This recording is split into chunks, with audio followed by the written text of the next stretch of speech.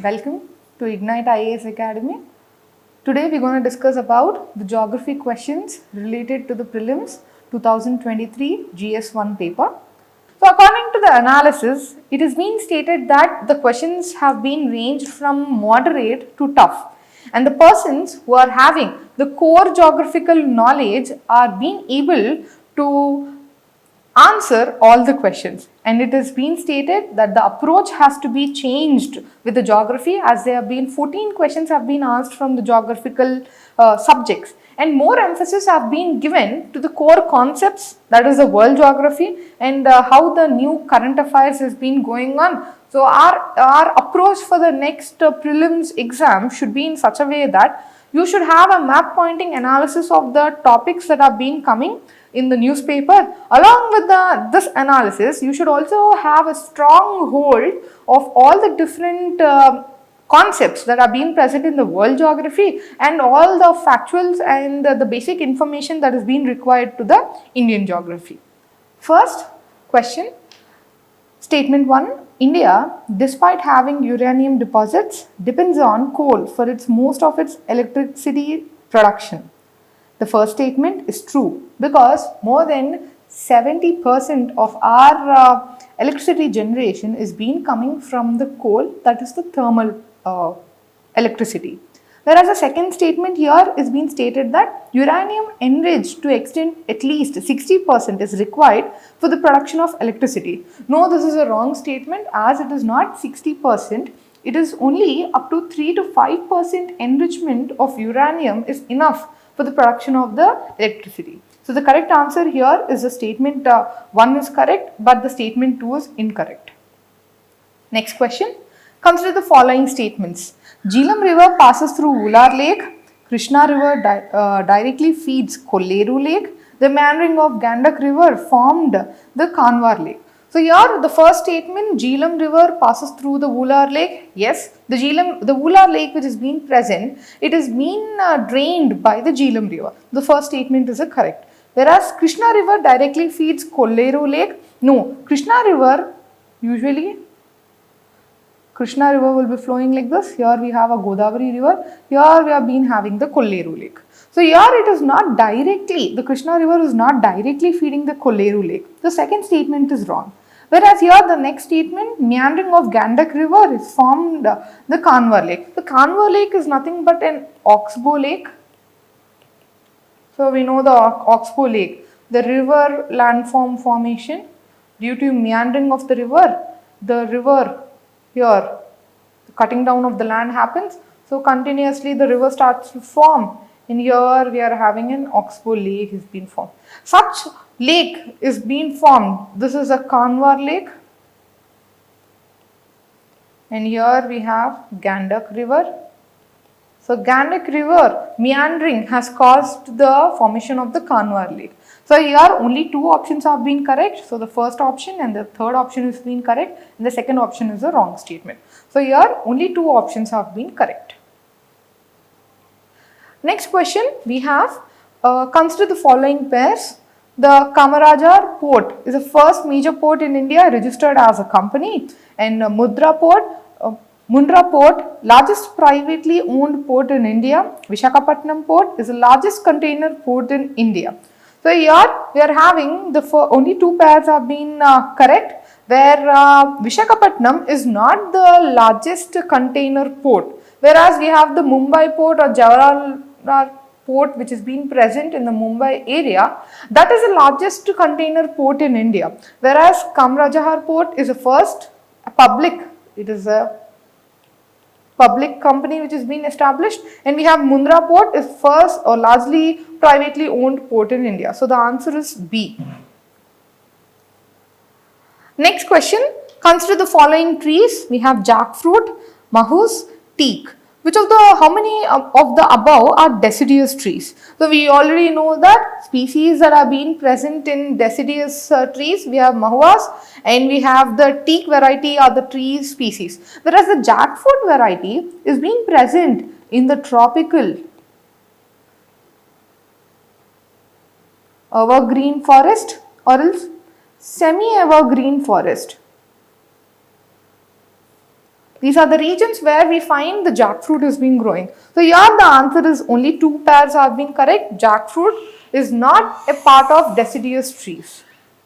Next question. We have India has more arable land than China. Yes, it is a true statement. The proportion of irrigated areas is more in India as compared to China. No, this is a wrong statement. The average productivity per hectare in Indian agriculture is higher than the China. No, the average productivity per hectare for majority of the crops is almost 50 to 100% greater in China than in India.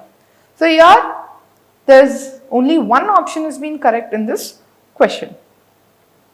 Next we have ilmenite and rutile and abundantly available in certain coastal tracts of India and are rich sources of which of the following?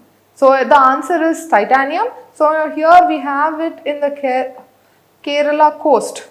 So here in the Kerala coast we have titanium,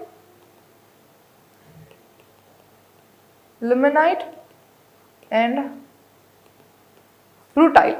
So these are the minerals which have been abundantly formed here.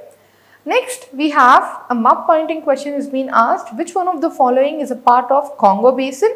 So here the option is Cameroon. So here you can see there are 6 different countries have been present in this Congo basin. One is Cameroon, then we have Central African Republic, Democratic Republic of Congo, Republic of Congo, Gabon and Guinea. So these are the 6 different countries that are being present in the Congo basin. Next question, we have consider the following statements. Amarkantak hills are at the confluence of Vindhyas and Sahyadri ranges. No, this is a wrong option. It is not with the Sahyadri. Sahyadris are nothing but the Western Ghats. But the Amarkantak hills, they are being present with the confluence of Vindhyas and Satpura ranges. So this is a wrong answer. Then we have Biligiri Ranjan hills constitute the easternmost part of the Satpura ranges. It is again a wrong statement as it is not the part of Satpura ranges, but it is a part of the or it is being present in the border of Karnataka and the Tamil Nadu. So here we have been having this Biligiri Ranjan hills is being present. Here next statement, Seshachalam hills constitute the southernmost parts of the Western Ghats. We already know that the Seshachalam hills are the parts of the Eastern Ghats. So here all the statements are wrong. So here we have none as an option. So this is a rare where we find in the UPSC where all the statements that are being given are wrong statements. Coming to the next question. So here it is related to the economic geography and this being related to the different transportation system that is being present. So with the reference of Indian projects on connectivity, consider the following statement. East-West corridor under Golden Quadrilateral project connects Dibrugarh and Surat. So this option is wrong because Surat is being present down where the East-West corridor doesn't connect the Surat city in this transportation connectivity. Next statement, trilateral highway connects Moe in Manipur and Chiang Mai in Thailand via Myanmar. So here again it doesn't connect the Chiang Mai in Thailand, but we have Mysore. So this is a region in Thailand where this trilateral highway is being connecting via Myanmar. So again the second statement is a wrong statement. Then we have Bangladesh, China, India, Myanmar economic corridor connects Varanasi in Uttar Pradesh with Kunming in China. No, it is not connecting Varanasi, but it is connecting the Kolkata. So it is connecting Kunming with Kolkata in India. So again here all the statements are the wrong statements. So the option is D where none are being correct. Next, again we have a map pointing question where we have how many of the above countries share a land border with Ukraine. As Ukraine has been present in the news due to Russia's invasion, so here they have been asked a question, the land bordering countries with Ukraine. One we have Russia, we have Belarus, Poland, then we have Slovakia, then we have Hungary, then we have Romania, and we have the Moldova. So these are the countries which have been having in land border with the Ukraine. So here you can see there is only Hungary and Romania is being present. So only two are having sharing the land border with the Ukraine. So the option is A. Next question. Here it is being related to the Earth's atmosphere. Which one of the following statement is being correct? So total amount of insolation received at equator is roughly 10 times that is received at the poles. No, this is a wrong statement because again the insolation is being depending on different factors. So this statement is being giving is wrong. Then infrared rays constitute roughly 2/3 of the insolation. So again this is in wrong. Around 49% of insolation is being present by the infrared rays. So it is almost about 50% of the insolation is being in the form of infrared rays. So even the second option is wrong. Then the third one, we have infrared rays were largely absorbed by the water vapor that is concentrated in the lower atmosphere. This option is being correct. Because we have a concept of absorption where water vapor which is being present, it absorbs large amount of infrared rays, it's being present in the insolation. Then the next, infrared waves are a part of visible spectrum of electromagnetic waves of solar radiation. No, it is not part of the visible spectrum. Visible spectrum is what we have which can be observed by naked eye, and infrared waves are not observed by the naked eye. So here the option is C is correct. Next question we have related to the forest. The soils of the forest. So here first statement here it's been stated that the soil in the tropical rainforest is rich in nutrients. It is the opposite one. The soils in the tropical rainforest are poor in nutrients. Why? Because it's large amount of soil erosion, weathering activities that has been happening. As a result, the nutrients and minerals, even the minerals have been present very low in the tropical rainforest. The second statement, the high temperature and moisture of tropical rainforest causes the dead organic matter in the soil to decompose quickly. Yes, this is the second statement is correct because 90% of the organic matter, dead organic matter quickly decomposes due to the high amount of temperature and moisture, and that is because of the bacteria and the fungi which is being present. They are actively present when these two components are very much high. So in the tropical rainforest we are having the decomposition activity is very much high. So we are having statement 1 is incorrect whereas statement 2 is correct. Next, temperature contrast between is greater in continent and ocean during summer than the winter. Whereas second statement, the specific heat of water is more than that of the land surface. So here we already know that the land and the water, when they have been receiving the insolation. So due to the specific heat, the water or the oceans which have been present heats up slowly. Because the specific heat is high. Whereas the land heats up fast. This is due to the specific heat which is required is very much low. As a result, with the same amount of insolation, if it is being received by the land and the ocean, the land will be having more amount of temperatures compared to the water. On water, the temperatures are comparatively less. So coming back to the question, so here the temperature contrast between is greater in the continents and ocean during the summer than in winter. So statement 1 is correct.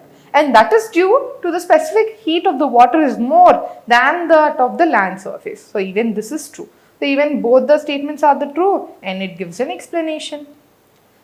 Next, it is related to the earthquakes. So here we know that there are two different waves are being present. One is body waves and then other one we have the surface waves. So again in the body waves we have two different waves, one is P waves and one is S wave. So P wave is also called as primary wave and S wave is called as secondary wave. The name itself indicates that in the seismograph, the first waves to be recorded are the P waves, whereas the second waves which reach the seismograph or the surface is where we have the secondary waves. So coming to the statement which is being present here, in a seismograph, P waves are recorded earlier than the S waves. So this is a correct statement. Next, coming to the vibration that is being present. So P waves and S wave vibrate in different manner. If this is a body or the surface is being present, so here we have the vibration. So here in the P waves, to and fro motion is being present, whereas S waves will propagate it in this manner.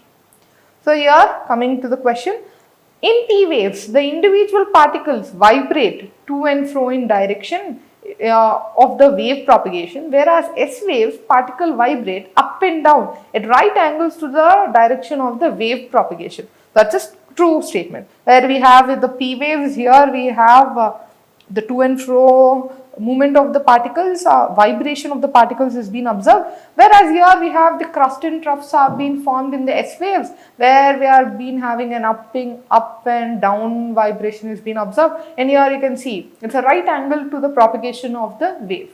So even the second statement is correct. So both 1 and 2 are being correct in the question. So these are the different questions that are being asked in the prelims 2023. Thank you.